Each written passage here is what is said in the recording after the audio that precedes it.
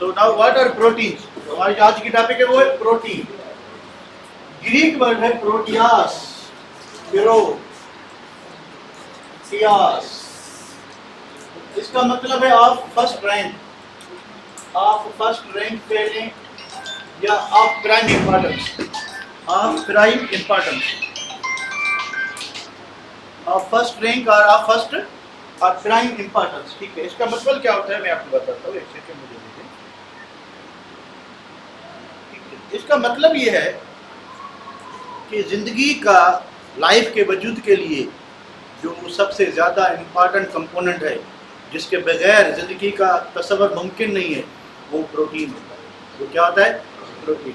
क्योंकि हमारे जिस्म में जो सिस्टम चलता है उसको चलाने के लिए, बॉडी के प्रोसेस को रेगुलेट करने के लिए, सिग्नल्स ट्रांसफ़र करने के लिए हमें प्रोटीन चाहिए in the form of hormones. हमारे जिस्म में जो चीज़ खाते हैं उनकी मेटाबॉलिज्म, एनाबॉलिज्म, कैटाबॉलिज्म जो भी होती है उसके लिए हमें एंजाइम्स चाहिए। Enzymes are proteins.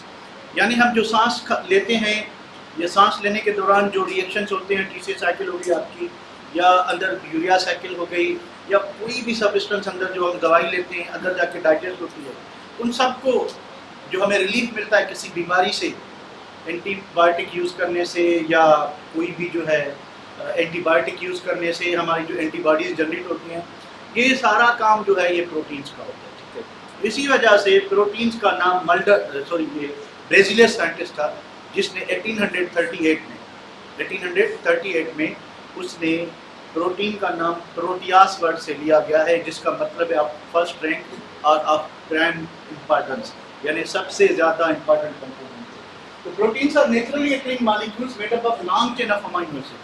अगर आपके पास प्रोटीन है तो जैसे ही आप प्रोटीन की हाइड्रोलाइसिस करोगे तो जो आपको फाइनल प्रोडक्ट मिलेगी वो अमीनो एसिड मिलेगी। क्या मिलेंगे?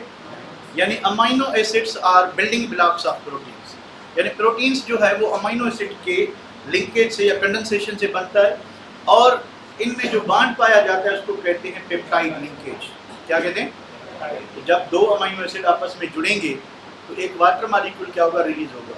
उसके साथ जो नया बॉन्ड बनेगा उसको हम कहते हैं पेप्टाइड लिंकेज। क्या कहते हैं? Peptide linkage.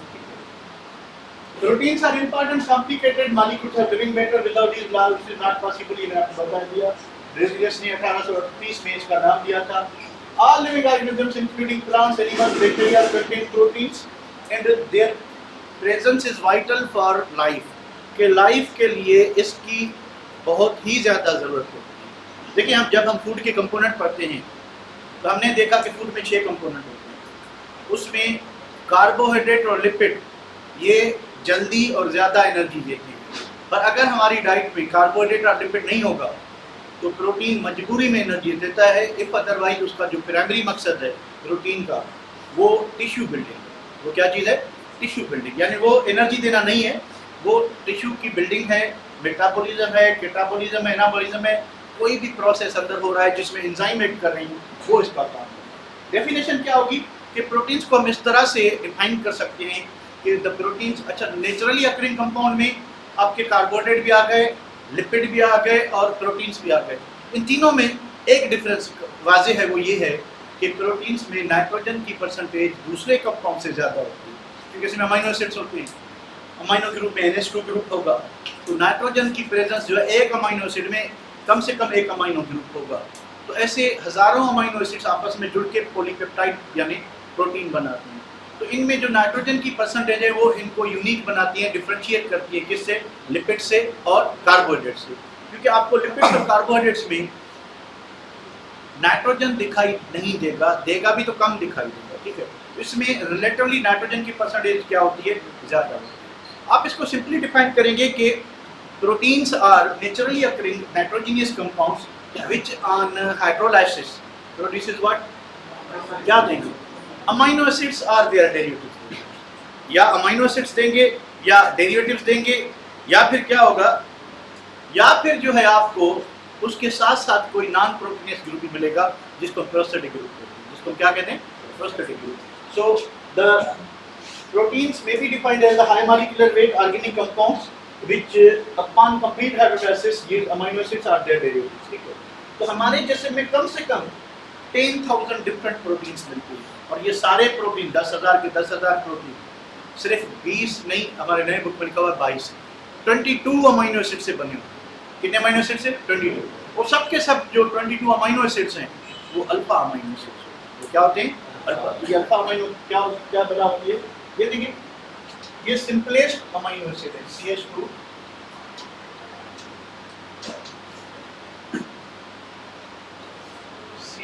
NH2 COOH, ठीक है। इसका नाम है ग्लाइसिन। ये जो ग्लाइसिन है ये मेजर फंक्शनल ग्रुप, इससे जुड़ा हुआ फर्स्ट कार्बन क्या होगा? अल्फा। अल्फा कार्बन में लगा हुआ क्या है? अमीनो ग्रुप, इसको हम कहेंगे alpha amino acid, alpha amino acid कहेंगे, ठीक है। तो होता क्या है कि अल्फा अमीनो एसिड को जब आप पानी में डिसॉल्व करते हैं, अल्फा अमीनो एसिड को जब आप पानी में डिसॉल्व करते हैं तो देखें ये एसिडिक ग्रुप है, ठीक है, और ये अमीनो ग्रुप क्या होता है? बेसिक होता है। तो विद इन द मॉलिक्यूल क्या होगा कि प्रोटॉन ट्रांसफर होगा थ्रू डायटोमेरिज्म कह लें या एसिड बेस सिस्टम कह लें। तो ये वाला जो हाइड्रोजन है ये यहाँ से डिटैच होकर इधर आ जाएगा, क्योंकि एसिड है, इसका काम क्या है? प्रोटॉन देना, इसका काम क्या है? प्रोटॉन लेना। तो हमें जो इंटरमीडिएट मिलेगा वो ये मिलेगा NH3 COO माइनस, इसके माइनस चार्ज हो गए, इस पे प्लस। इस आयन को हम क्या कहते हैं? Zwitter ion. इस आयन को क्या कहते हैं? Zwitter ion. ज्यूटर आयन क्या है?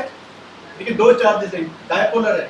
ज्यूटर आयन क्या होता है कि डायपोलर, दो चार्जेस हैं, डायपोलर। ओवरऑल न्यूट्रल है, क्योंकि जितनी पॉजिटिव चार्ज है उतनी क्या नेगेटिव है। ओवरऑल क्या होता है? न्यूट्रल है, न्यूट्रल आयन। इस आयन को हम कहते हैं क्या? Zwitter ion. तो जितने भी अमीनो एसिड्स हैं, जितने भी अमीनो एसिड्स हैं वो सब के सब ज्यूटर आयन फॉर्म में क्या करते हैं? एग्जिस्ट करते हैं। अमीनो एसिड क्या होगा? ऐसा ऑर्गेनिक कंपाउंड जिसमें अमीनो और carboxylic acid functional group, amino group भी हो और कार्बोक्सिलिक एसिड ग्रुप भी हो, जिसको हम अमीनो एसिड कहते हैं, ठीक है बेटा। चलिए वापस आते हैं।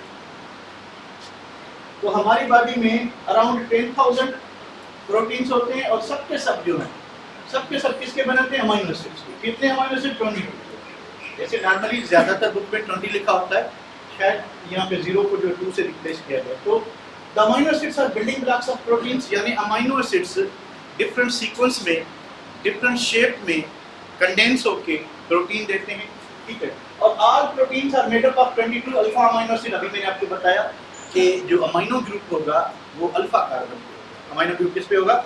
आपको आवाज आ रही है बेटा? आपको आवाज आ रही है? हेलो, अभी तक एक मैसेज नहीं आया। अच्छा गौर से सुन रहे हैं, बड़ी मेहरबानी भाई, बड़ी मेहरबानी, बड़ी मेहरबानी, बड़ी मेहरबानी। अब 10 खुले नहीं हो, मैं आपको दिखा देता हूँ, बड़ी मेहरबानी। तो each amino acid consist of amino group as well as carboxylic group. Amino acid में अमीनो ग्रुप भी होगा जो कि बेसिक होता है, जो कि प्रोटॉन एक्सेप्टर होता है, और एक क्या होगा इसमें? एसिडिक ग्रुप होगा जो कि प्रोटॉन डोनर होगा। तो यहाँ से हाइड्रोजन निकल के इधर आएगा बेसिक ग्रुप में, तो आपको मिलेगा क्या? Zwitter ion. इसको क्या कहते हैं? Zwitter ion. कि amino acids exist in zwitter ion form. ये क्या होता है कि डायपोलर आयन होता है, पर ओवरऑल क्या होगा? न्यूट्रल होगा, क्योंकि जितनी एक प्रोटॉन जाएगा, एक प्रोटॉन आएगा, जिस पे आएगा उस पे पॉजिटिव चार्ज लगेगी, जिससे जाएगा उस पे नेगेटिव। एक नेगेटिव एक पॉजिटिव, पर दो चार्जेस है तो डायपोलर आयन होगा, बट ओवरऑल क्या होगा? न्यूट्रल। ठीक है, तो इसी को सेव करते हैं। अब क्या चीज है कि ये जो अमीनो एसिड्स हैं ये एक दूसरे से पेप्टाइड लिंकेज के थ्रू क्या करेंगे? बांध बनेंगे। पेप्टाइड लिंकेज के थ्रू। चलें ये इसकी जो दिखाती हूं मैं आपको। पेप्टाइड बांध कैसे बनेगा? ये अमीनो एसिड्स मिसाल के तौर पे हमारे पास एक है ग्लाइसिन, ले लें आप, CH2 NH2, उसके बाद क्या चीज़ है? C double bond OH। ये दूसरा ग्लाइसिन ले लें या एलेनिन ले लेते हैं यहाँ पे कि NH2, उसके बाद CH3 और C डबल बॉन्ड OH। होगा क्या? होगा ये कि भाई आप OH इसका लें, हाइड्रोजन इसका अमीनो का ले लें, क्या बनेगा? वाटर। तो यहाँ पे एक नया बॉन्ड बनेगा। कौन सा नया बॉन्ड बनेगा? C double bond ONH। अब इस लिंकेज को हम कहते हैं पेप्टाइड लिंकेज। क्या कहते हैं? पेप्टाइड लिंकेज कहते हैं, ठीक है। अब ये जो पेप्टाइड लिंकेज है इसको हम ऑर्गेनिक केमिस्ट्री में क्या कहते थे? अमाइड। फंक्शनल ग्रुप कौन सा है? अमाइड। और यहाँ पे बायोकेमिस्ट्री में इसको क्या कहेंगे? हम पेप्टाइड लिंकेज कहेंगे, ठीक है। अब क्या हुआ कि बाकी क्या रह गया कि यहाँ पे CH2 रह गया, यहाँ पे NH2 रह गया, ठीक है। यहाँ पे क्या रह गया? CH3 COOH, ठीक है। तो इसके एक टर्मिनल पे जब ये एक पेप्टाइड बन गया, ठीक है, इसको क्या कहेंगे हम? डाइपेप्टाइड कहेंगे। इसको क्या कहेंगे? डाइपेप्टाइड। अब डाइपेप्टाइड में क्या होगा कि पेप्टाइड लिंकेज एक ही होगी, वन पेप्टाइड लिंकेज और 2 अमीनो एसिड होंगे लिंकेज, और क्या होगा? 2 अमीनो एसिड्स होंगे, ठीक है। इस तरह से ट्राइपेप्टाइड में क्या होगा? 3 अमीनो एसिड पर पेप्टाइड लिंकेज कितनी होगी? 2। तो डाइपेप्टाइड में 2 अमीनो एसिड आ गए, एक था ग्लाइसिन, ये जो था ग्लाइसिन सिंपलेस्ट, इसके बाद ये था एलेनिन। थोड़ा सा फर्क है, अगर आप देखें तो ये CH2 कर दो तो ग्लाइसिन, CH3 लगा दो तो एलेनिन हो गया। अगर इधर आप बेंजीन रिंग लगा दो तो फिनाइल एलेनिन हो जाएगा, ठीक है। तो जितने भी अमीनो एसिड हैं उनमें ये बेसिक न्यूक्लियस होता है, CH अल्फा कार्बन पे NH2 COOH, यहाँ पे लगा होगा R। 22 के 22 अमीनो एसिड इस R में डिफर करते हैं। अगर RH है तो क्या हो गया? ग्लाइसिन। अगर R जो है CH3 है तो ये हो गया एलेनिन। अगर R जो है वो बेंजीन रिंग है तो ये हो गया फिनाइल एलेनिन। तो इस तरह से नाम जो है वो क्या होते जाएंगे? चेंज होते जाएंगे, ठीक है। तो टोटल 22 अमीनो एसिड हैं। अमीनो एसिड को जब आप पानी में डिसॉल्व करेंगे तो ये ज़्यूटराइन की फॉर्म में एग्जिस्ट करते हैं। ये अमीनो एसिड आपस में जिस लिंकेज के थ्रू कंबाइन होते हैं उसको क्या कहते हैं? पेप्टाइड लिंकेज कहते हैं। टेट्रा पेप्टाइड में क्या होगा? 4 अमीनो एसिड होंगे, 3 पेप्टाइड बॉन्ड होंगे, 3 पेप्टाइड बॉन्ड। पेप्टाइड बॉन्ड बनेगा कैसे? कि OH कार्बोक्सिलिक एसिड का और एक हाइड्रोजन अमीनो ग्रुप का दूसरे अमीनो एसिड का। ये एक अमीनो एसिड, यहाँ तक एक अमीनो एसिड था, यहाँ से दूसरा अमीनो एसिड है, ठीक है। इनमें कंडेंसेशन होगी, ये वाटर बनाएंगे तो ये इस कार्बन की एक वैलेंसी कम होगी, एक नाइट्रोजन की, ये आपस में बॉन्ड बनाएंगे और इस लिंकेज को हम कहते हैं पेप्टाइड लिंकेज। इस लिंकेज को क्या कहते हैं? पेप्टाइड, ठीक है। इस तरह से बनता है। जब पॉलीपेप्टाइड बनेगा तो उसकी फर्स्ट एंड पे अगर कार्बोक्सिलेट आयन है तो सेकंड एंड पे अमीनो ग्रुप होगा। अगर इधर अमीनो है तो लास्ट वाला क्या होगा? कार्बोक्सिलिक एसिड होगा। इसी तरह से प्रोटीन जो है वो बनता है, ठीक है। चलिए वापस आते हैं। तो ये चीज हमने डिस्कस कर ली कि amino acids links through peptide linkage, the specific arrangement and sequence of amino acid determine the structure and function of particular protein. अब हमने ये देखा कि इंसानी जिस्म में 10,000 प्रोटीन मिलते हैं, अमीनो एसिड तो टोटल 22 हैं। तो ये जो 22 अमीनो एसिड हैं ये डिफरेंट सीक्वेंस में, डिफरेंट स्पेशल अरेंजमेंट में अरेंज करके खुद को, ठीक है, डिफरेंट प्रोटीन्स बनाते हैं। अब डिफरेंट प्रोटीन्स किस चीज़ में डिफरेंट होंगे एक दूसरे से? एक 3 डायमेंशनल स्ट्रक्चर में, उसके बाद जो इंटरेक्शंस होती हैं उसमें, उसके बाद उसमें प्रोस्पेटिक ग्रुप कौन सा है उसमें, उसके बाद जो है उसकी स्ट्रक्चर किस बेसिस पे बनी हुई है। क्या आपका जो प्रोटीन है वो सिंगल पॉलीपेप्टाइड यूनिट का बना हुआ है या मल्टीपल यूनिट्स का बना हुआ है, इस पे डिपेंड करता है। अमीनो एसिड्स कितने हैं और उनका सीक्वेंस क्या है, इसमें डिफरेंशिएट करते हैं। तो ये जो डिफरेंट प्रोटीन्स हैं इनमें जो डिफरेंस होगा वो अमीनो एसिड सीक्वेंस का, नंबर ऑफ अमीनो एसिड का, उनकी 3 डायमेंशनल स्ट्रक्चर का, उसकी टर्शरी और क्वार्टरली स्ट्रक्चर का, ये सारी चीज़ें मिलके इतने सारे ज़्यादा प्रोटीन्स बनाते हैं, ठीक है। चलिए इसको सेव करने वाली कोई बात नहीं। इधर देखें यही है कि OH जो है कार्बोक्सिलिक एसिड का, H किसका? अमीनो ग्रुप का, मिलके क्या बना रहे हैं? डाइपेप्टाइड। डाइपेप्टाइड में टोटल अमीनो एसिड कितने? 1 and 1 2। चलिए भाई इसको बिना सेव किए आगे चलते हैं। नेक्स्ट क्या चीज है? Classification of proteins. अब प्रोटीन्स जो है उसको क्लासिफाई करने के बहुत से तरीके, ठीक है। हम उनमें कुछ देखते हैं। अब इनकी क्लासिफिकेशन जो है वो मॉलिक्यूलर शेप के हिसाब से, फंक्शंस के हिसाब से और मॉलिक्यूलर स्ट्रक्चर के हिसाब से जो है इसको हम डिफरेंट कैटेगरीज में कैटेगराइज करते हैं, ठीक है। अकॉर्डिंग टू मॉलिक्यूलर शेप ये फिब्रियस और ये ग्लोबुलर प्रोटीन्स होते हैं, यानी शेप के हिसाब से। अगर इनकी स्ट्रक्चर फाइबर टाइप है, बिल्कुल थ्रेड टाइप, जो आपकी डिफरेंट पॉलीपेप्टाइड्स हैं वो एक दूसरे से लीनियरली जो है जुड़े हुए हैं, एक सिंपल सी लीनियर स्ट्रक्चर बनती है। पॉलीपेप्टाइड ज़्यादा हैं बट उनकी अरेंजमेंट लीनियर है, इसको हम कहते हैं फिब्रियस प्रोटीन, ठीक है। और अगर जो है पॉलीपेप्टाइड चेन सीधी नहीं है बल्कि वो मुड़ी हुई है तो वो आपका ग्लोबुलर प्रोटीन है। अब ये जो शेप है इनके शेप को अगर हम चेंज कर लें तो प्रोटीन की जो प्रॉपर्टीज़ है वो बिल्कुल चेंज हो जाए। अगर प्रोटीन में जो सीक्वेंस है अमीनो एसिड का वो तो सेम ही रहेगा, पर अगर कहीं से डाइसल्फाइड लिंकेज बांड टूट जाए, कहीं से हाइड्रोजन बांड टूट जाए, तो आपका जो प्रोटीन है वो डीनेचर हो सकता है। जो उसकी प्रॉपर्टीज़ हैं या तो वो बिल्कुल ख़त्म हो जाएंगी या फिर चेंज हो जाएंगी। जो नेटिव प्रोटीन होगा, जो ओरिजिनल प्रोटीन होगा, उससे वो क्या करेगा, डिफरेंटली बिहेव करेगा।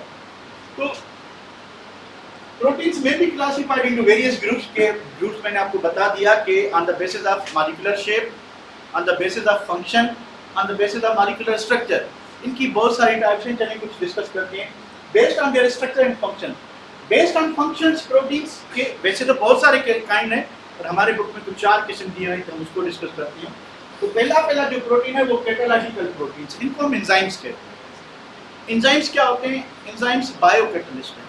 बायो का मतलब होता है लाइफ होती है प्लांट्स में और एनिमल्स में। तो प्लांट्स और एनिमल्स में जितने भी रिएक्शंस होते हैं, प्लांट्स और एनिमल्स में जितने भी रिएक्शंस होते हैं, उनमें जो कैटलिस्ट का काम करता है उसको हम एंजाइम्स कहते हैं। उसको क्या कहते हैं?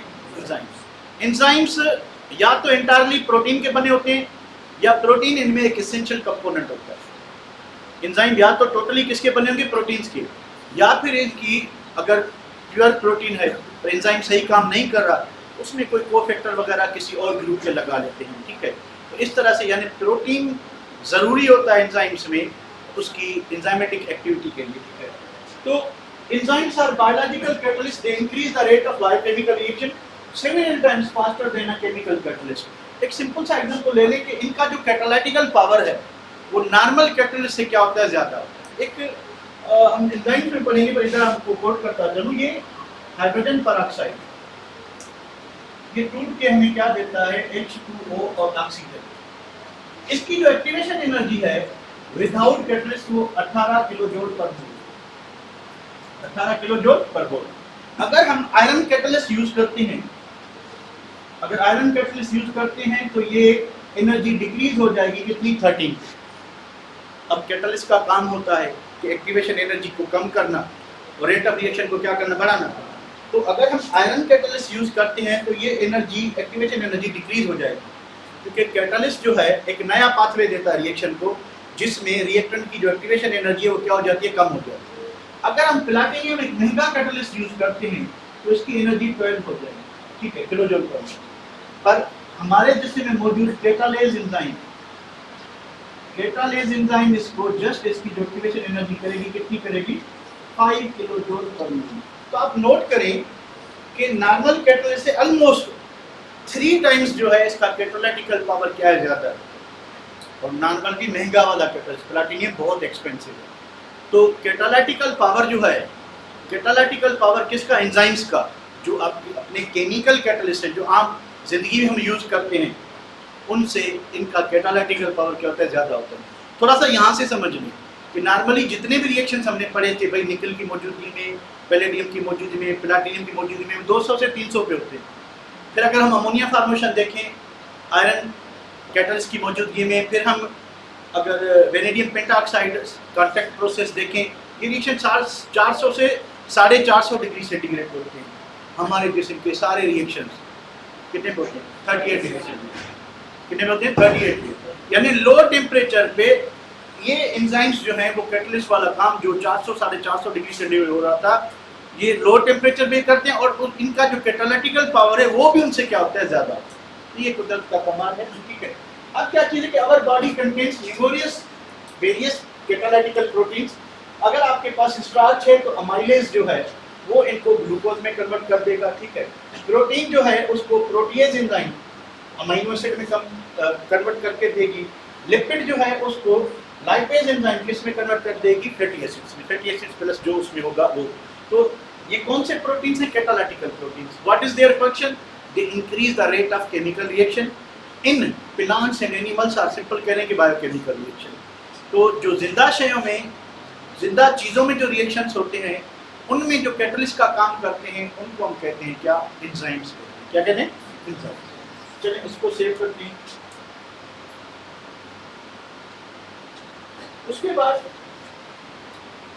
नेक्स्ट जो है वो आपका स्टोरेज प्रोटीन। स्टोरेज प्रोटीन का काम क्या होता है, स्टोरेज के प्रोटीन का काम ये होता है कि these proteins store nutrients, nutrients हो गए या कुछ आइंस हो गए, उनको स्टोर करते हैं in certain parts of the plants and animals.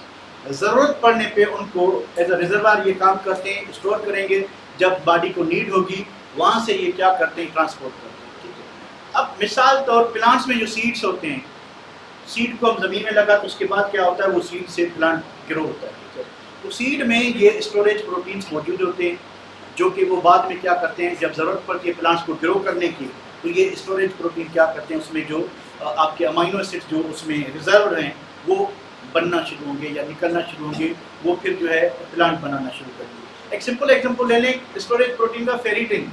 Ferritin एक प्रोटीन है जो स्प्लीन में होता है। इसका काम होता है कि आयरन जो है हमारे जिस्म में कम है, ज़्यादा है, उसको नॉन टॉक्सिक फॉर्म में, आयरन भले उसका पॉइजनस फॉर्म में मौजूद हो या किसी जो नुकसानकार फॉर्म में मौजूद हो, तो ये फेरिटिन क्या करेगा, उसको एक नॉर्मल फॉर्म में कन्वर्ट करके, बेनिफिशियल फॉर्म में कन्वर्ट करके फेरिटिन उस आयरन को क्या करेगा, स्टोर करेगा। जब जिस्म को ज़रूरत होगी, जब जिस्म को हेमोग्लोबिन में आयरन की ज़रूरत होगी, वो क्या करेगा, आयरन ट्रांसपोर्ट कर देगा। ठीक है। तो स्टोरेज प्रोटीन का काम क्या है कि these proteins store nutrients or metal ions in a particular part of the body. They serve as a reservoir of amino acids for later use. तो सीड में क्या था कि अमाइनो एसिड स्टोर थे। अब बॉडी जो ग्रो करेगी वो किसकी बेसिस पे करेगी, वो तो प्रोटीन्स के बेसिस पे करेगी। तो ये जो अमाइनो एसिड रिजर्व थे, जब बॉडी को ग्रो करने की जरूरत पड़ी तो अमाइनो एसिड सीड से निकल आए बाहर और प्लांट को ग्रो करना शुरू किया।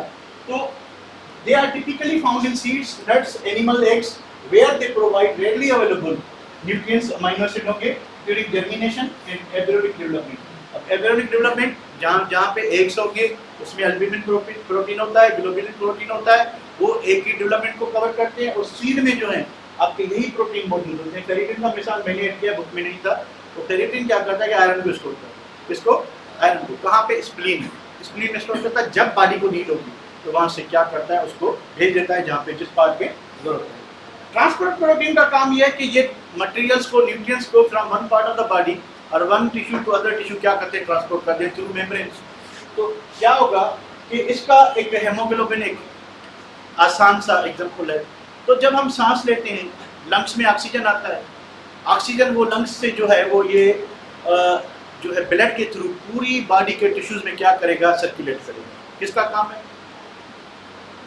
लंग्स का। लंग्स ने क्या किया, ऑक्सीजन ली और हेमोग्लोबिन ने उस ऑक्सीजन को क्या किया, कैरी किया, ऑक्सीजनेटेड ब्लड बना, वो ब्लड बॉडी के पूरे पार्ट्स में गया, तो जहाँ जहाँ पे नीड थी, ठीक है, वो ऑक्सीजन सप्लाई करती गई। और उसी तरह से जो बॉडी में रिएक्शन हो रहे थे, कार्बन डाइऑक्साइड जो वेस्ट प्रोडक्ट बन रही थी, वही हेमोग्लोबिन कार्बन डाइऑक्साइड वापस ले आएगा लंग्स में और लंग्स जो उसे बाहर निकालने के काम आएगा। ठीक है, यानी ऑक्सीजन अंदर आई और हेमोग्लोबिन के थ्रू, हेमोग्लोबिन एक प्रोटीन है, स्टोरेज प्रोटीन या ट्रांसपोर्ट प्रोटीन है, ठीक है, उसने क्या किया कि उसने ऑक्सीजन को कैरी किया और बॉडी के ऑल पार्ट्स में क्या कर दिया, डिवाइड कर दिया या डिस्ट्रीब्यूट कर दिया या भेज दिया उन्हें जहाँ जहाँ पे जरूरत है। ठीक है, काम क्या होता है, बुकी लैंग्वेज क्या कहती है कि these proteins facilitate movement of molecules और आयंस और substances across the cellular membrane in blood stream. कि ब्लड के थ्रू, ब्लड क्योंकि पूरी बॉडी में ग्रो करता है या मूव करता है, तो ब्लड में ये हेमोग्लोबिन से अटैच होके केमिकल्स क्या करते हैं, आगे भेजते हैं। For example, haemoglobin carries oxygen from lungs to tissues throughout the body and transport carbon dioxide as a waste product from metabolism from tissues back to lungs for exhalation, यानी उसको वापस निकालने के लिए। तो ऑक्सीजन अंदर आया, लंग्स में आया, लंग्स से ऑक्सीजन कहाँ गया, हेमोग्लोबिन में ब्लड स्ट्रीम में दाखिल हुआ, ब्लड के थ्रू पूरी बॉडी में डिस्ट्रीब्यूट हुआ, जहाँ जहाँ पे मेटाबॉलिज्म में कार्बन डाइऑक्साइड बना वो जो है लंग्स के पास आया, टिश्यू से लंग्स के पास आया और लंग्स से जो है बाहर निकल गया। तो ये सारी जो और डिस्ट्रीब्यूशन होती है गैसेस की, ऑक्सीजन और कार्बन डाइऑक्साइड की, ये थ्रू ब्लड स्ट्रीम होती है। ब्लड के थ्रू जो है ये इन भी होते हैं और आउट भी होते हैं, ठीक है। तो इसको सेव करता हूँ। अपनी बात ले लिखी कि the transport of gases across through blood stream, के ब्लड जो है इनको करेगा। दूसरे जो है हार्मोनल प्रोटीन्स, रेगुलेटरी और हार्मोनल प्रोटीन्स। अब ये भी फंक्शन वाली बात है। ये अब हार्मोन्स का काम क्या होता है कि बॉडी के प्रोसेस को रेगुलेट करना। काफ़ी या बॉडी का हमारा जो इम्यून सिस्टम है, यानी कोई डिजीज आ रही है तो उस डिजीज को विथस्टैंड करने के लिए हमारी बॉडी में एंटीबॉडीज मौजूद होती है।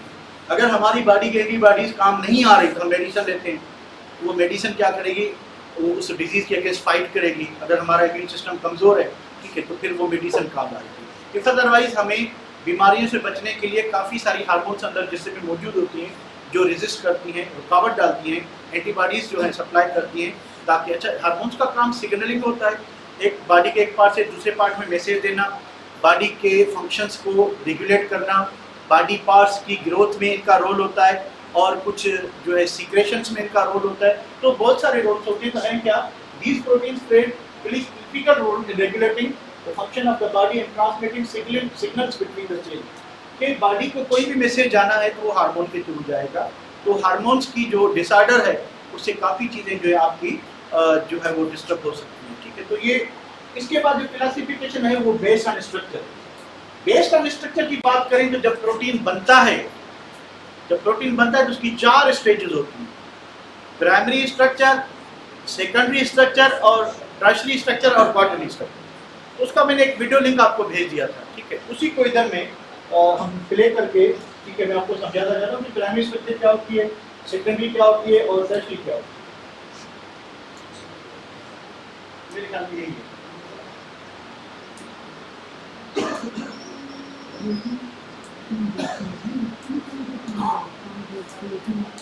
तो प्रोटीन के 2 किस्म होंगे, फाइब्रस और दूसरा होगा ग्लोब्यूलर। फाइब्रस और ग्लोब्यूलर। अच्छा, ये जो 2 क्लासेज हैं ये इस चीज पे बेस्ड है, फाइब्रस और ग्लोब्यूलर के शेप क्या है प्रोटीन का। अगर लीनियर शेप है, थ्रेड फॉर्म में है, ठीक है, अगर जो है वो बिल्कुल आपके पॉलीपेप्टाइड सीधे हैं उसको फाइब्रस प्रोटीन कहेंगे। अगर वो 3 डायमेंशनली मुड़े हुए हैं, फोल्डिंग वगैरह उनमें ट्विस्टिंग है, वो आपका क्या होगा, ग्लोब्यूलर होगा, ठीक है। आगे चलते हैं।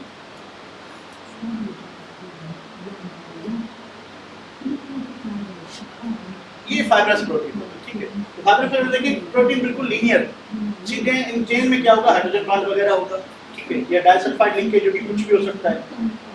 तो ये आपके जो है, ठीक है, ये आपका फाइब्रस प्रोटीन। अब ग्लोब्यूलर प्रोटीन में क्या होगा, ग्लोब्यूलर प्रोटीन में ये होगा कि ये फाइब्रस हो गया, ये फाइब्रस हो गया, कोलेजन, केराटिन। और दूसरी बात बताता चलो कि ये जो दोनों जो प्रोटीन है, ये जो फाइब्रस प्रोटीन है, they are insoluble in water, ये वाटर में डिसॉल्व नहीं होते।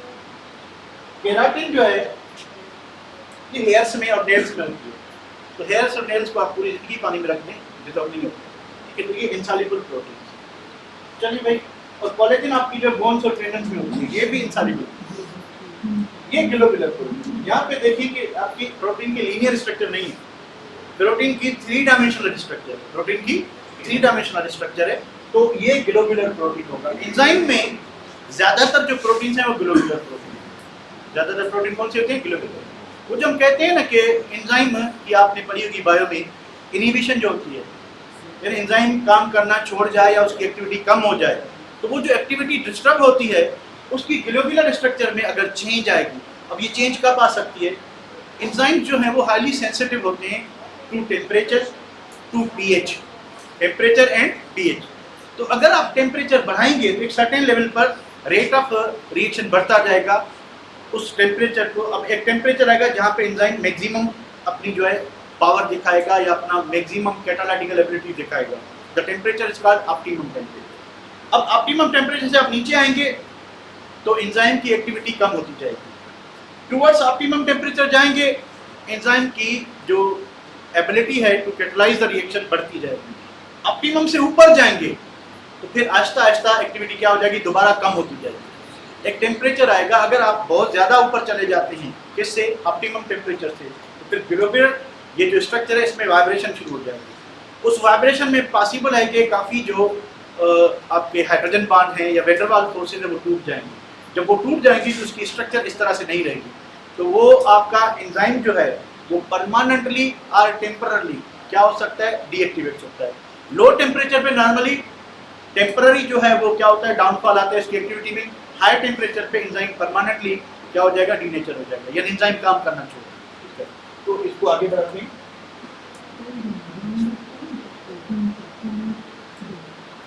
अब ये आपके जो है ना, ये जो प्रोटीन थे ये वाटर सॉल्युबल होते हैं। कौन से?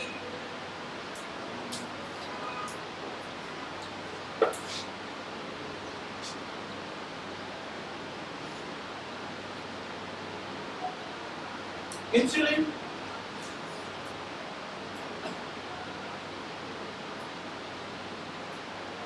सॉल्युबल इन वाटर होते हैं। कौन कौन से? अल्बुमिन हो गया, इंसुलिन होगा, ये प्रोटीन ऐसे हैं जो कि वाटर सॉल्युबल होते हैं, जो पानी में क्या हो जाते हैं, डिसॉल्व हो जाते हैं। अब ये चीज क्या है और क्या है कि अब on the basis of structure of protein 4 stages होती हैं। कितनी स्टेजेस? 4। कौन कौन सी? एक primary structure, secondary structure, tertiary structure और क्वाटरनरी स्ट्रक्चर। ये क्या होती है मैं आपको पहले इंट्रोड्यूस करा दूं, फिर हम एनिमेशन पे आते हैं। प्राइमरी स्ट्रक्चर हमने देखा कि जो प्रोटीन बनता है उसमें डिफरेंट अमीनो एसिड्स एक दूसरे से जुड़ते जाते हैं, डिफरेंट अमीनो एसिड्स एक दूसरे से जुड़ते जाते हैं थ्रू पेप्टाइड लिंकेज। वो जो सीक्वेंस ऑफ अमीनो एसिड होता है, यानी एक अमीनो एसिड ने पेप्टाइड लिंकेज बनाई दूसरे से, दूसरे ने बनाई तीसरे से, तीसरे से बनाई चौथे से, चौथे ने बनाई पांचवें से, एक पॉलीपेप्टाइड चेन बनेगी। वो जो सिंपल चेन है विदाउट एनी इंटरेक्शन, खाली पेप्टाइड लिंकेज, यानी the sequence of amino acid is called primary structure. तो अमीनो एसिड का जो सीक्वेंस होता है, अब उसमें कोई और चीज नहीं है, खाली एक सीक्वेंस ऑफ अमीनो एसिड है कि एक अमीनो एसिड दूसरे से, दूसरा तीसरे से, तीसरा चौथे से, खाली कौन सी लिंकेज मौजूद है, peptide linkage. No hydrogen bond, no disulphide bond, कुछ भी और नहीं है सवाए किसके, पेप्टाइड लिंकेज की। तो ये आपकी कौन सी स्ट्रक्चर होगी, प्राइमरी। कौन सी स्ट्रक्चर होगी, प्राइमरी। अब क्या होगा, अब ये होगा कि प्रोटीन्स किसके बने हुए, अमीनो एसिड के। तो अमीनो एसिड में क्या होगा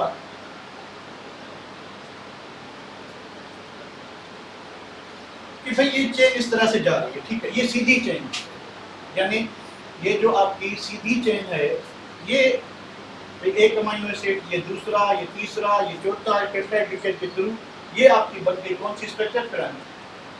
ये बन गई कौन सी स्ट्रक्चर, पिरामिड। अब सेकेंडरी स्ट्रक्चर में क्या होगा, सेकेंडरी स्ट्रक्चर में ये होगा कि अगर ये अमीनो एसिड है, ठीक है भाई, इसका C डबल बॉन्ड हो इधर, ठीक है, यानी अमीनो एसिड का कार्बोनाइल ग्रुप है, ठीक है, फिर दूसरा जो आपका अमीनो एसिड है उसका NH2 इधर है, ठीक है, फिर तीसरा इधर है, इस तरह से जो है आपकी चेन बन रही है। अब इसका जो हाइड्रोजन है, इसका जो हाइड्रोजन है, इसमें और इसमें क्या बन जाएगा, अट्रैक्शन बनेगी। कौन सा बॉन्ड बनेगा, हाइड्रोजन बॉन्ड। इसकी वजह से ये चेन जो है थोड़ी मुड़ जाएगी, ठीक है। चेन के मुड़ने की वजह से क्या होगा कि आप राइट हैंड वाला स्पाइरल जो है यहाँ से आपकी जो है स्ट्रक्चर बनना शुरू होगी, ठीक है। ये जो कॉइल शेप बन रही है या ये जो हेलिक्स बन रहा है, ठीक है, इसको अल्फा हेलिक्स कहते हैं और ये राइट हैंड रूल पे काम करती है, ठीक है, आपका बनता जाएगा। और ये इसका जो हाइड्रोजन है अमीनो ग्रुप का, वो इसके कार्बोनाइल ग्रुप से क्या करेगा, सॉरी, हाइड्रोजन और ऑक्सीजन आपस में अट्रैक्ट होंगे, इसकी ये शेप डेवलप हो जाएगी। अगर हाइड्रोजन बॉन्ड हम हटा दें तो ये बिल्कुल एक लीनियर स्ट्रक्चर बन जाएगी, इसको हम पिरामिड स्ट्रक्चर कहेंगे।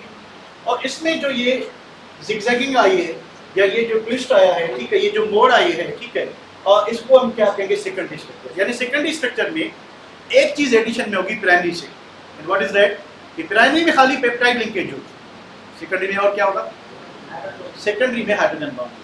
हाइड्रोजन बॉन्ड की वजह से वो जो फ्लेक्सिबल चेन है वो क्या हो जाएगी, लाइक दिस जिगजैग वे में ट्रेवल करेगी।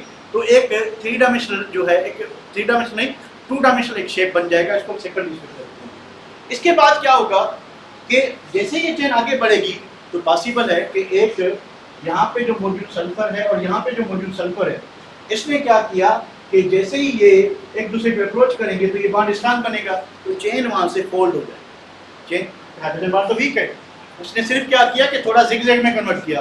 पर अगर डाइसल्फाइड लिंकेज बन जाती है, कोवलेंट बॉन्ड बन जाता है, तो ये चेन क्या हो जाएगी, फोल्ड, वहाँ से मुड़ जाएगी, फोल्ड हो जाएगी। तो इस तरह से क्या होगा कि प्रोटीन की टर्शियरी स्ट्रक्चर बनेगी, जो प्रोटीन की 3 डायमेंशनल स्ट्रक्चर होती है उसको हम कहते हैं टर्शियरी स्ट्रक्चर। उसको क्या कहते हैं? अब काफी प्रोटीन्स हैं जो सिर्फ एक ही पॉलीपेप्टाइड चेन के बने हुए हैं, तो उनकी जो आखिरी स्ट्रक्चर होगी वो टर्शियरी होगी। पर काफी प्रोटीन्स हैं जिसमें एक नहीं 2 3 4 5 या इससे ज्यादा जो है पॉलीपेप्टाइड चेन्स जो है उसके बने होते हैं। तो जब प्रोटीन एक से ज्यादा पॉलीपेप्टाइड का बना होगा, पॉलीपेप्टाइड को सब यूनिट कहते हैं, अगर एक ही पॉलीपेप्टाइड है तो एक सब यूनिट है, उसमें मैक्सिमम स्ट्रक्चर क्या होगी? टर्शियरी। उसमें मैक्सिमम स्ट्रक्चर क्या होगी? टर्शियरी। पर अगर आपका जो प्रोटीन है, ठीक है, आपका प्रोटीन जो है वो एक से ज्यादा पॉलीपेप्टाइड का बना हुआ है, एक से ज्यादा पॉलीपेप्टाइड का बना हुआ है, ठीक है, तो फिर क्या होगा? तो फिर जो है उसकी क्वार्टरनी स्ट्रक्चर हो जाएगी। उसकी क्या होगी? क्वार्टरनी। यानी अगर होगी 3 डायमेंशनल स्ट्रक्चर, पर उस स्ट्रक्चर को हम कहेंगे क्वार्टरनी स्ट्रक्चर। अगर एक ही पॉलीपेप्टाइड उसकी फाइनल स्ट्रक्चर है तो टर्शियरी होगी। तब आए वीडियो में देखने की कोशिश करते हैं कि इसका मतलब क्या है।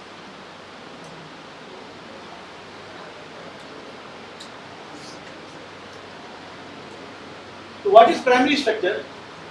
ये आपको बताएगा कि protein made up of large number of amino acid, ठीक है। अब ये अमीनो एसिड हैं, ठीक है, कौन कौन से हैं? Glycine, alanine, valine, leucine, isoleucine, phenylalanine, tyrosine, glutamic acid, aspartic acid, histidine, arginine, lysine, और ये और वो टोटल 20 होंगे, ठीक है, क्योंकि 22 सिर्फ हमारे बुक में लिखा हुआ है। ये यहाँ पे कितने होंगे? 20 होंगे। सिस्टीन, सिस्टाइन, ये 2 होते हैं। ये सारे अमीनो एसिड की स्ट्रक्चर है। अब ये जो सीक्वेंस बना है इसमें खाली अमीनो एसिड है, नथिंग एल्स। सीधी एक लीनियर चेन है, ठीक है। तो इसमें जो पेप्टाइड लिंकेज के थ्रू अमीनो एसिड हैं इसको हम क्या कहेंगे? इसको प्राइमरी स्ट्रक्चर। क्या कहेंगे? प्राइमरी। तो ये आपकी प्राइमरी स्ट्रक्चर, ये अमीनो एसिड जुड़ते गए एक दूसरे से, ये पॉलीपेप्टाइड चेन बनी, और पॉलीपेप्टाइड ये arginine, serine, methionine, arginine, cysteine, lysine, उसके बाद प्रोलामाइन, उसके बाद glycine, asparagine, arginine, serine, cysteine, threonine, methionine, cysteine, lysine, arginine, सिन, ये सारे अमीनो एसिड, ठीक है। ये थी प्राइमरी स्ट्रक्चर। प्राइमरी स्ट्रक्चर में क्या देखा आपने? हमने देखा प्राइमरी स्ट्रक्चर में कि खाली एक लीनियर चेन है पॉलीपेप्टाइड। उसमें क्या चीज है, क्या सीन है? सिर्फ अमीनो एसिड्स हैं, उनके दरमियान क्या मौजूद है? सिर्फ पेप्टाइड है। कौन सा बांड? तो खाली पेप्टाइड बांड है, ठीक है, तो उसको हम क्या कहेंगे? प्राइमरी स्ट्रक्चर, ठीक है। अब इसमें ये जो लीनियर चेन है इसमें हाइड्रोजन बांड के थ्रू क्या होगी? ट्विस्टिंग होगी, तो सेकेंडरी स्ट्रक्चर बनेगी। सेकेंडरी स्ट्रक्चर 2 टाइप की होती है, एक अल्फा हेलिक्स होता है, दूसरा प्लीटेड शीट्स होते हैं, बीटा प्लीटेड शीट होती है। आइए देखते हैं उसको देखते। तो ये फोल्डिंग जो हुई है इसमें चेन में, ये ड्यू टू हाइड्रोजन बांड होगी। ड्यू टू क्या होगी? Hydrogen bond. तो यहाँ पे बनेगा हाइड्रोजन बांड। बन जा भाई, बन जा, ये बन गया हाइड्रोजन। तो ये जो है हाइड्रोजन बांड बनेगा किसके? अमीनो ग्रुप का हाइड्रोजन, कार्बोनाइल ग्रुप का क्या? ऑक्सीजन। इनके दरमियान बनेगी क्या? Hydrogen bond. उससे इसमें क्या आएगी? फोल्डिंग आएगी। तो इस फोल्डिंग वाली स्ट्रक्चर को हम क्या कहेंगे? सेकेंडरी स्ट्रक्चर, ठीक है। सेकेंडरी स्ट्रक्चर के 2 पार्ट होते हैं, चलिए इसको भी देख लेते हैं। तो सेकेंडरी स्ट्रक्चर के 2 पार्ट कौन से हैं? ये कार्बोनाइल का ऑक्सीजन, अमीनो ग्रुप का हाइड्रोजन, इसके दरमियान बनेगा क्या? हाइड्रोजन बांड बनेगा, ठीक है। अब इसकी 2 टाइप्स हैं। कौन सी 2 टाइप्स हैं? अभी आपको नजर आएंगी। तो ये अल्फा हेलिकल स्ट्रक्चर है, दूसरी एक प्लीटेड शीट की फॉर्म होती है। इंट्रामॉलिक्यूलर हाइड्रोजन बांड, इसके थ्रू ये ट्विस्ट आया, इसमें ये जिगजैग हुई ये स्ट्रक्चर, ये हेलिकल स्ट्रक्चर।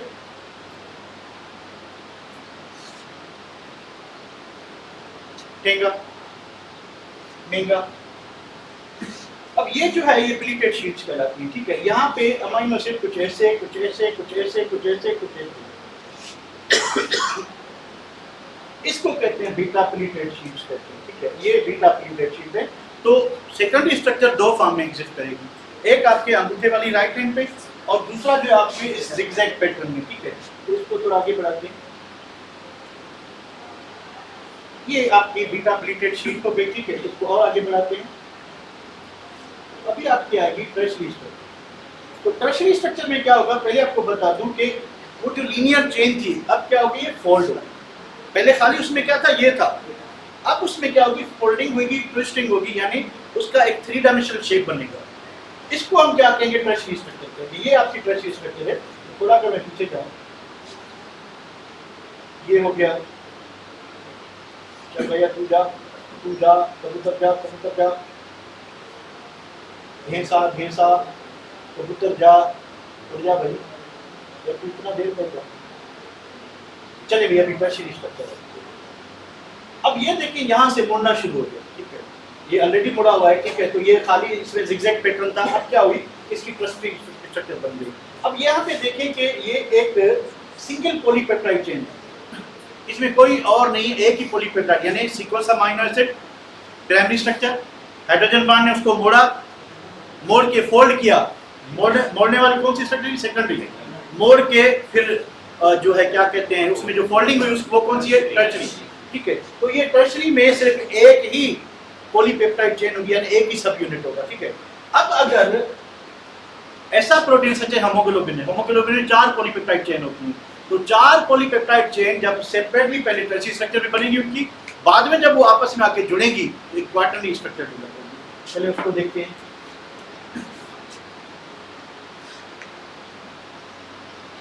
अब ये जो है आपकी टर्शियरी स्ट्रक्चर है। अब कह रहा है कि काफी प्रोटीन ऐसे होते हैं जो क्या होते हैं कि एक से ज्यादा पॉलीपेप्टाइड चेन के बने होते हैं। ये देखें, ये आपका हेमोग्लोबिन का या कोई और प्रोटीन है, ठीक है, बुक में हेमोग्लोबिन है 1 2 3, अब 3 जो है सब यूनिट जो है आपस में क्या हुए, जुड़े हुए, तो ये आपकी क्वार्टरली स्ट्रक्चर है।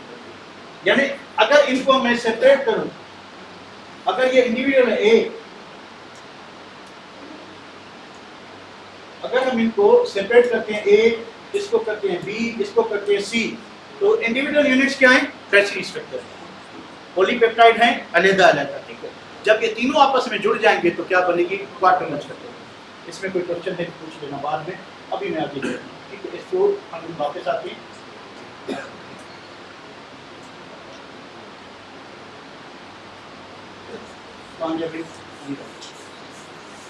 इसके बाद क्या चीज है, टर्शियरी स्ट्रक्चर, ये हमने कर लिया।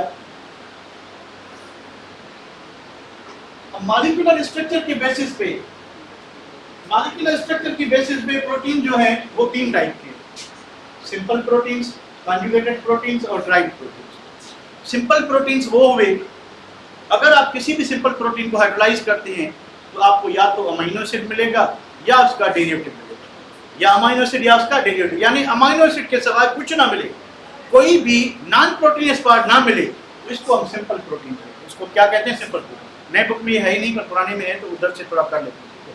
अब कॉन्जुगेटेड प्रोटीन क्या होगा, ये दो protein which are hydrolyzed of the amino acids are derivative, for example albumin, globulin, glutelin, glycine, prolamine, ये आपके कौन से प्रोटीन्स हैं, ये आपके सिंपल प्रोटीन हैं। तो हम बात करते हैं कॉन्जुगेटेड प्रोटीन। कॉन्जुगेटेड प्रोटीन क्या होते हैं, ऐसे प्रोटीन जिनको जब आप हाइड्रोलाइज करो तो आपको अमीनो एसिड के साथ साथ कुछ नॉन प्रोटीनियस ग्रुप मिले। अब नॉन प्रोटीनियस ग्रुप कौन सा मिल रहा है उस हिसाब से इसका नाम होगा। फॉर एग्जांपल आपके पास एक प्रोटीन है, उस प्रोटीन ने आपको क्या दिया, न्यूक्लिक एसिड दिया, क्या दिया, न्यूक्लिक एसिड, तो इसको हम कहेंगे न्यूक्लियोप्रोटीन। क्या कहेंगे, यानी जब आप न्यूक्लियोप्रोटीन को क्या करेंगे, हाइड्रोलाइज करेंगे, तो आपको मिलेगा अमीनो एसिड प्लस क्या मिलेगा, डीएनए, और क्या मिलेगा, आरएनए, ठीक है। तो अगर इस तरह से मिल जाए तो इसको हम क्या कहेंगे, न्यूक्लियोप्रोटीन। यानी इसमें अमीनो एसिड तो प्रोटीन का पार्ट है, पर डीएनए और आरएनए क्या है, नॉन प्रोटीनियस ग्रुप है, इसको हम कहते हैं प्रोस्थेटिक ग्रुप। क्या कहते हैं, तो प्रोस्थेटिक ग्रुप के हिसाब से इसका नाम होगा। अगर prosthetic group amino acid, sorry prosthetic group कोई कार्बोहाइड्रेट है, उसको ग्लाइकोप्रोटीन कहते हैं। अगर लिपिड प्रोस्थेटिक ग्रुप है, ठीक है, तो उसको हम क्या कहते हैं, लिपोप्रोटीन कहते हैं। अगर जो है आपका क्या कहते हैं, और कौन हो सकता है, फास्फोरिक एसिड मौजूद है, ठीक है, तो फास्फोप्रोटीन कहेंगे, ठीक है। तो इस तरह से डिफरेंट कंपोनेंट जो है इसके क्या हो सकते हैं, वो हो सकते हैं। तो दे आर न्यूक्लियोप्रोटीन किसके बनेंगे, they are made up of simple proteins, basic amino acid and nucleic acid के होंगे। तो नाम से आपको पता चल जाएगा कि हमारे पास कौन सा प्रोटीन है। उसके बाद ग्लाइकोप्रोटीन में क्या होगा, ये होगा फास्फोप्रोटीन में लिपिड होगा, क्रोमोप्रोटीन में कोई कलर इम्पार्टिंग ग्रुप होगा, लिपोप्रोटीन जो है उसमें लिपिड प्रोस्थेटिक ग्रुप होगा। तो लिपिड वाले जो प्रोटीन है इनको मेम्ब्रेनियस प्रोटीन भी कहते हैं। ये cell membrane, nuclear membrane, plasma membrane में ये लिपिड जो है प्रोटीन ही बनी होती है। वाटसन एंड क्रिक मॉडल हमने पढ़ा होगा कि जो सेल मेम्ब्रेन वो किसकी 45 + 55, इसको इधर ही छोड़ते हैं। ड्राइव्ड प्रोटीन क्या होती है, अब ड्राइव्ड प्रोटीन एक ऐसी बात है कि एक नेटिव प्रोटीन है, original protein, naturally occurring protein है, उसमें हमने कोई चेंज नहीं लाया। अब हमने क्या किया कि हमने उस प्रोटीन को किसी और प्रोटीन से क्या कर दिया, रिएक्शन करवा दिया, तो जाहिर है एक और चीज़ बन जाएगी केमिकल रिएक्शन के बाद। अब इनकी जो एक्टिविटी है वो तो सारी फिजिकल इंटरेक्शन पे डिपेंड करती है, हाइड्रोजन बॉन्ड पे, डाइपोल डाइपोल। अच्छा, सेकंड टर्शियरी स्ट्रक्चर जो होता है उसमें 4 टाइप की लिंकेजेस होती हैं। एक तो आयनिक ब्रिज हो सकती है, आयनिक बॉन्ड हो सकता है, उसके बाद कोवेलेंट बॉन्ड हो सकता है बिटवीन 2 सल्फर एटम्स, उसको डाइसल्फाइड बॉन्ड भी कहते हैं, हाइड्रोजन बॉन्ड हो सकता है, वैन डर वाल्स फोर्स हो सकती है। तो ये फिजिकल जो इंटरेक्शंस है वो टर्शियरी स्ट्रक्चर को क्या करते हैं, डिफाइन करते हैं। ड्राई प्रोटीन में क्या होगा कि अगर हम प्रोटीन को हीट करते हैं, मान लें कि आपके पास अंडा है, आपने अंडे को गर्म किया, ऑमलेट किया, अब अंडा जब ऑमलेट हो गया उसमें जो अल्ब्यूमिन और ग्लोबिन प्रोटीन था वो डीनेचर हो जाएगा, वो किसी और चीज़ में कन्वर्ट हो जाएगा, ठीक है। अब वो जो अंडे वाली प्रोटीन की जो फंक्शन था, जो प्रॉपर्टीज थी, वो आपको ऑमलेट से नहीं मिलेगी। ऑमलेट एक नया प्रोटीन बन गया, उसकी अपनी प्रॉपर्टीज होगी, अल्ब्यूमिन वाली, प्योर अल्ब्यूमिन वाली नहीं होगी, ठीक है। तो इससे क्या होगा कि ड्राइड प्रोटीन बनेगा। तो ड्राइड प्रोटीन या तो बनते हैं किस तरह से कि आप जो नेचुरल प्रोटीन है उसको डीनेचर करें, पीएच चेंज करके, टेम्परेचर बढ़ा के, या किसी और सिंपल अमीनो या कॉन्जुगेटेड प्रोटीन से रिएक्ट करके एक नया प्रोटीन बने, ठीक है, जिसका फंक्शन उसके जो कॉन्स्टिट्यूएंट प्रोटीन है उससे डिफरेंट हो। उस नए बनने वाले प्रोटीन को क्या कहेंगे, ड्राइड प्रोटीन, जैसे डेरिवेटिव बन गए, ठीक है। तो ड्राइड प्रोटीन का they are derivatives of protein resulting from the action of heat. आप किसी नेचुरल प्रोटीन को हीट करते हैं तो प्रोटीन पार्ट डीनेचर हो गया, तो नया प्रोटीन बनेगा, जैसे अंडा ऑमलेट में आपको पता है एंजाइम्स और केमिकल रिएजेंट्स, तो सच एज कॉन्जुगेटेड प्रोटीन्स, तो इससे क्या होगा कि नया protein enzyme, peptones, polypeptide, CS के मिसाल है। तो 2 मिनट और रुका मैं, ये जो फंक्शंस हैं प्रोटीन की प्रॉपर्टीज क्या होती हैं। भाई प्रोटीन की प्रॉपर्टीज क्या होती हैं कि proteins are water soluble due to dipolar terminal of amino acids in polypeptide chain. मैंने आपको बताया कि पॉलीपेप्टाइड चेन में क्या होगा, एक साइड पे जो टर्मिनल होगा वो अमीनो ग्रुप होगा, दूसरी साइड पे कार्बोहाइड्रेट, दोनों क्या पोलर है। तो ये इस वजह से क्या होंगे, पानी में डिसॉल्व हो जाएंगे, पानी में डिसॉल्व हो जाएंगे, ठीक है। उसके बाद क्या है, proteins are amphoteric in nature. अब देखिए अमीनो एसिड में एक एसिडिक ग्रुप है कार्बोहाइड्रेट एसिड और दूसरा बेसिक ग्रुप है कौन सा, अमीनो ग्रुप। अब कंपाउंड में जब दोनों साइड हों, जैसे वाटर को हम एम्फोटेरिक क्यों कहते हैं, क्योंकि उसमें ड्यूअल कैरेक्टर, एसिडिक कैरेक्टर भी है और बेसिक भी, यानी ऐसा सब्सटेंस जो एसिड के साथ बेस बन के रिएक्ट करे, यानी उसके पास बेसिक प्रॉपर्टी है, और बेस के साथ एसिड बन के रिएक्ट करे, यानी उसके पास एसिडिक प्रॉपर्टी भी है, उसको हम क्या कहते हैं, अमीनो एसिड। तो आपको उसको एम्फोटेरिक कहते हैं, ठीक है। तो क्या आपको प्रोटीन्स में ये दोनों चीजें दिखाई दे रही हैं, किस फॉर्म में, कार्बोक्सिलिक एसिड से ये एसिड है, अमीनो ग्रुप से ये क्या है, बेस है। विद इन द मॉलिक्यूल दोनों चीजें मौजूद हैं। तो अगर एसिड आएगा तो अमीनो ग्रुप पे अटैक करेगा, अगर बेस आएगा तो कार्बोक्सिलिक एसिड पे अटैक करेगा, यानी ये protein molecule as a amphoteric करेगा, ठीक है। Protein exhibit flexibility due to ability of amino acid to form chain rotation. ये जो प्रोटीन की स्ट्रक्चर में जो फ्लेक्सिबिलिटी है, ये जो हमने देखा कि ये मुड़ते गए कि इसमें जो सिंगल बॉन्ड होता है वो फ्रीली रोटेट करता है। जब वो रोटेट करेगा, फॉर एग्जांपल ये भाई कार्बन जो है, ये कार्बन है, ये कार्बन है, इसके अमीनो ग्रुप था, इस पे जो है वो कार्बोनाइल ग्रुप था। अब ये बॉन्ड जैसे रोटेट करेगा, अब बताएं यहाँ से हाइड्रोजन बॉन्ड बन सकता है, नहीं बन सकता। अब ये बॉन्ड जैसे ही रोटेट हुआ, ठीक है, कार्बोनाइल ग्रुप इधर आया, तो अमीनो ग्रुप और कार्बोनाइल ग्रुप का ऑक्सीजन क्या हो गया, अट्रैक्शन हो गई, तो यहाँ से स्ट्रक्चर आपकी क्या हो जाएगी, मुड़ गई, ठीक है। तो इस फ्लेक्सिबिलिटी होती है। Certain proteins exist in various colours such as haemoglobin. तो हेमोग्लोबिन का जो रेड कलर होता है वो ड्यू टू आयरन होता है, ड्यू टू आयरन होता है। Proteins are thermally stable, however, the structure of proteins are disrupted by heating at elevated temperature or sharp change in the pH. तो प्रोटीन वैसे तो स्टेबल मॉलिक्यूल होते हैं, अगर टेम्परेचर 40 डिग्री से ऊपर ना किया जाए, यानी टेम्परेचर अगर 25 to 40 रहता है, तो प्रोटीन की स्ट्रक्चर वैसी की वैसी रहेगी।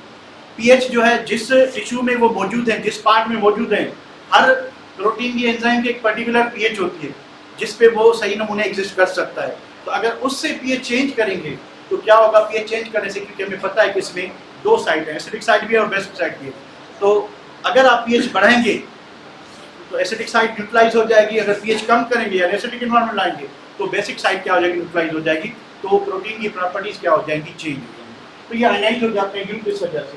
इसको सेव करते हैं, आखिरी पेज है इसके ये किसके आते प्रॉपर्टीज, अब क्या चीजें फंक्शंस, इंपॉर्टेंस की बात करते हैं। So this is the final thing. कल हम एंजाइम करेंगे बेटा। इंपॉर्टेंस की proteins provide energy for the body, 1 gram of protein. ये हमने पढ़ा था कि नॉर्मली प्रोटीन जो है वो उसका काम एनर्जी देना नहीं है। नॉर्मली प्रोटीन का काम एनर्जी देना नहीं है, टिश्यू बिल्डिंग है। पर अगर हमारे खाने में, खुराक में, फूड में अगर कार्बोहाइड्रेट और लिपिड कम है तो मजबूरी में प्रोटीन 1 ग्राम कितनी कैलोरीज देगा? 4 कैलोरीज देगा। ठीक है। उसके बाद हेमोग्लोबिन इज अ प्रोटीन। अब ये स्टोरेज प्रोटीन नहीं, ट्रांसपोर्ट प्रोटीन है। ये क्या करेगा हेमोग्लोबिन? अभी मैंने आपको बताया कि ये ऑक्सीजन को ट्रांसपोर्ट करेगा through out the body, different parts of the body. ठीक है। तो ये ऑक्सीजन को स्टोर करके पूरी बॉडी में, टिश्यू में क्या करेगा? फैलाएगा। Hormones are the proteins which regulate various physiological functions of the body. Antibodies are the proteins which play important role in the immune system of the body. Antibodies क्या होंगे? Hormonal proteins होंगे या कुछ और होंगे? एंटीबॉडीज क्या होंगे? बागला sir छुट्टी पे। एंटीबॉडीज क्या होंगे? जल्दी बताएं। है कोई बताने वाला? चलिए बेटा, कल हम एंजाइम करेंगे। ठीक है, कल हम एंजाइम करेंगे, ये पूरा होगा।